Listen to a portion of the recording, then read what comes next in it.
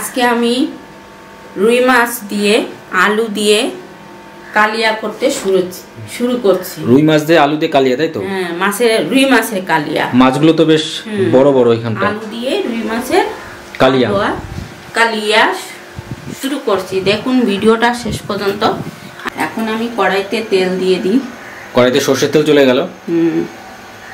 দারুণ।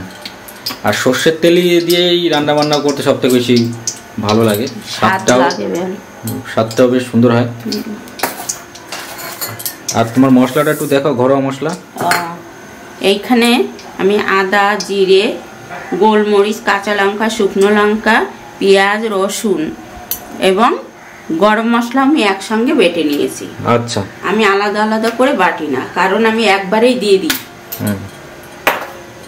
তাতেই কত স্বাদ লাগে। আপনারা একবার এইভাবে খান, তখন বলবেন যে কোনটা কেমন স্বাদ লাগে। এখন কি যাচ্ছে? তেজপাতা, তাই তো? হ্যাঁ, এখন আমি তেজপাতা দিয়ে দেব।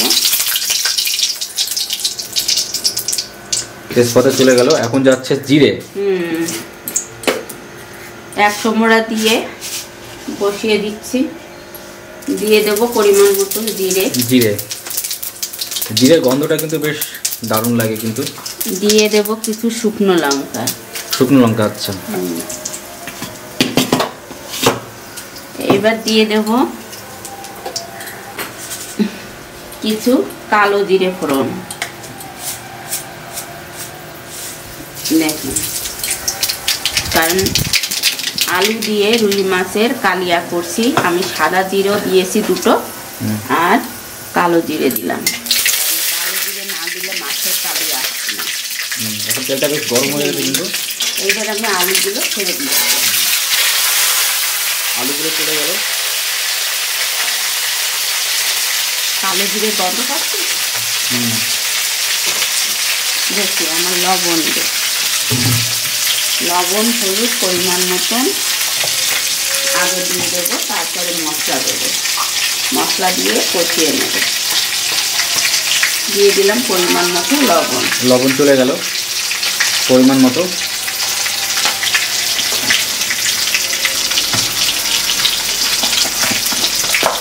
এবার কি আছে? পরিমাণ মতো হলুদ, তাই তো?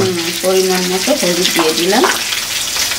গন্ধটা কিন্তু এখনই খুব সুন্দর বেরিয়ে গেছে, যেটা ভাজা ভাজা গন্ধ। লঙ্কা পোড়া, শুকনো লঙ্কার গন্ধ আলাদা, অন্যরকম।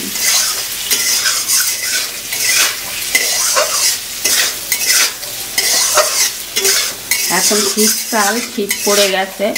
এখন শুধু পিঠে, পায়েস, খিচুড়ি, লুচি এসব খেতে মন চায়, তাই তো? তা আমি এরপরে খিচুড়ি করবো। ভিডিওগুলো দেখবেন কিভাবে আমি আদৌ খিচুড়ি করেছি। খিচুড়িটা কিন্তু তোমার খুব সুন্দর হয়, একদম ঘরোয়া গ্রাম্য পদ্ধতিতে। আমি আলুগুলো আগে একটু সিদ্ধ করে নিয়েছি। এবার আমি দিয়ে দেব মশলা। এবার চলে যাচ্ছে ঘরোয়া বাটা মশলা।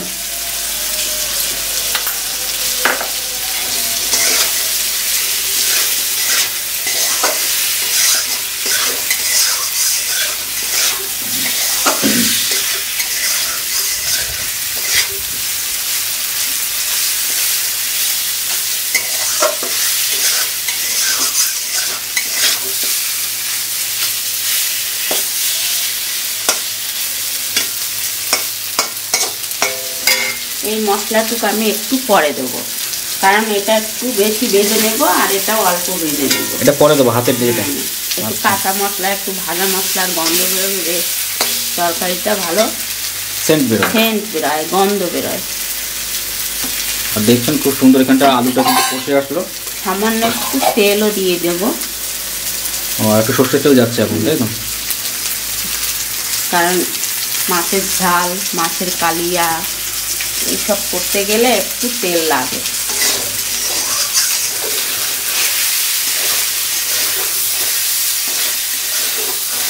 আলুটা কিন্তু এখানে খুব সুন্দর আগে কষানো হচ্ছে। তারপরে জল যাবে, তাই তো? একটু বড় উষ্ণ গরম জল দিয়ে দেবো।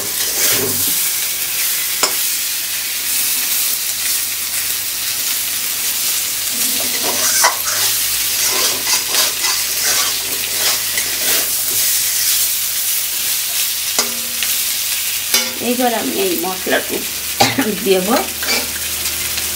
1 মিনিট মতন একটু করবো।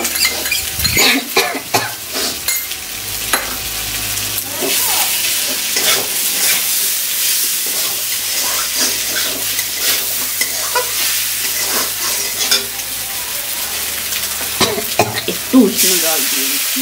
এখন তো উষ্ণ জল যাচ্ছে।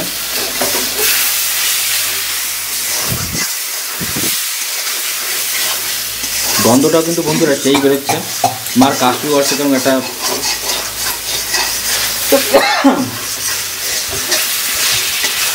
পশ্চিমে হাওয়া ছাড়ছে। আজকে ঠান্ডাও কিন্তু বেশ পড়বে, যার জন্য ছায়া মানে হাওয়াটা বেশি সকালের দিকে বইছে। আর গন্ধটাও কিন্তু বেশ সুন্দর কিন্তু বেরোচ্ছে। আর জলটা কখন দেবো? ফুল জলটা বেশি কড়া ভাজবো না মশলা আমি, কারণ আগে যে মশলাটুকু দিয়েছি সেটুকু তো ভাজা হয়ে গেছে। এখন আমি কাঁচা মশলাও দিয়েছি, জল দিয়ে দিচ্ছি পরিমাণ মতো, কারণ আমার সিদ্ধ করা আলু। পরিমাণ মতো জল চলে গেল এখানটা। আর একটু জল যাবে নাকি? এরপর কি ঢাকা যাবে নাকি? হ্যাঁ, জল চলে গেল এখানটা। কাঁচা মশলার গন্ধ আর ভাজা মশলার গন্ধ দুই রকম। আচ্ছা। আর এটা হচ্ছে সেই মশলাগুলা জল যেটা বাটিতে ছিল মশলাটা।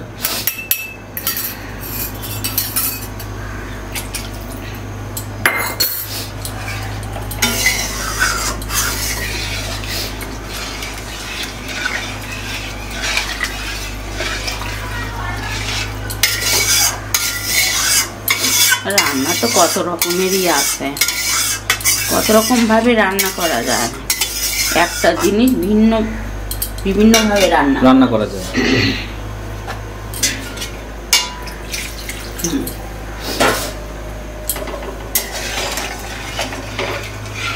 এবার আমি মাছগুলো ছেড়ে দেবো সঙ্গে। এখন ফাইনালি মাছগুলো চলে যাচ্ছে, সব দেবো না, দিয়ে দিচ্ছি মাছের মাথাটা আগে। 1 পিস মাছ,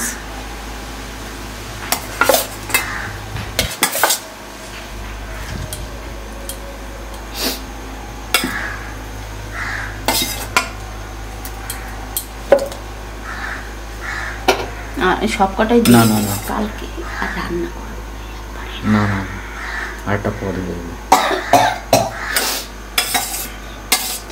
আরেকটা দিতে পারো, ছোট একটা লেগ না, ওইটা না। হ্যাঁ, দিয়ে দিলাম আমি কয়েক পিস মাছ। সমস্ত মাছগুলো এখানটা চলে গেল। আমরা চলে আসলাম আরো 2 মিনিট পর। আর কোনো কি মশলা দেবো নাকি? না, আর কোনো মশলা যাবে না, তাই তো? যা মশলা তখনই তো দেখলাম। যাই হোক, দেখতে দেখতে কিন্তু আমাদের তরকারিটা কিন্তু হয়ে গেল। রুই মাছ দিয়ে আলু দিয়ে তরকারি। আর রুই মাছ আলু দিয়ে রুই মাছের কালিয়া। ও কালিয়া? দেখতে পাচ্ছিস না? ওই তো কারি, মানে কারি, ওটাকে কারি বলে, কালিয়া বলে ভদ্র ভাষায়।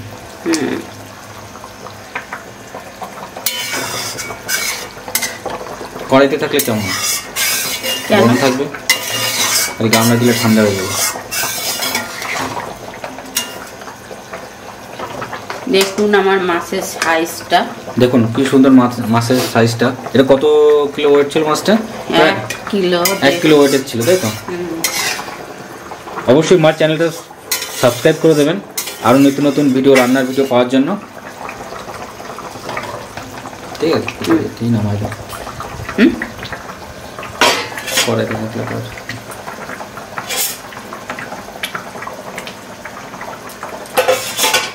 খুব সুন্দর করে টকবক করে ফুটছে, এখন জাস্ট নামানোর পালা।